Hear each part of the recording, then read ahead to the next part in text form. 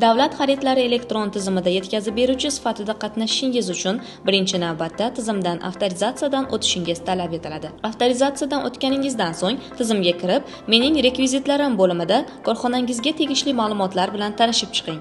Amaldagi qonunchilikka muvofiq davlat xaridlari elektron tizimida ishtirok etish uchun sizda GMP, GDP yoki boshqa tegishli asoslovchi sertifikatlar mavjud bo'lishi shart. Shu bilan birga, mahsulotlaringiz farmatsevtika mahsulotlari xavfsizligi markazi tomonidan davlat ro'yxatidan o'tkazilgan bo'lishi lozim.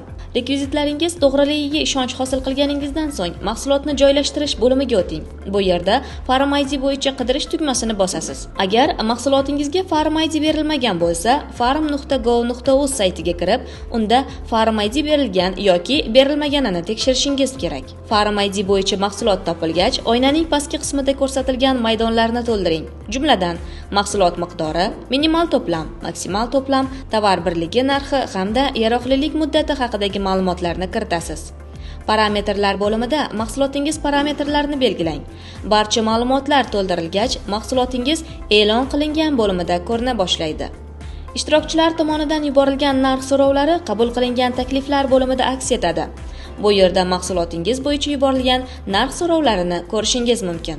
Taklif berish tugmasi orqali narx so'roviga nisbatan qulayroq narx taklif etib, ushbu lot bo'yicha g'olib bo'lish imkoniyatiga ega bo'lasiz. Mening tovarlarim bo'limida to'ldirilgan barcha ma'lumotlaringiz tovarlar katalogi reyestrida aks etadi. Mening bitimlarim bo'limida esa yutib olingan lotlar bo'yicha ma'lumotlar bilan tanishishingiz mumkin. Qisqacha qo'llanma ana shu bosqichlardan iborat. Agar sizda qo'shimcha savollar yuzaga kelsa, ekranda ko'rsatilgan aloqa raqamlari orqali biz bilan bog'lanishingiz mumkin.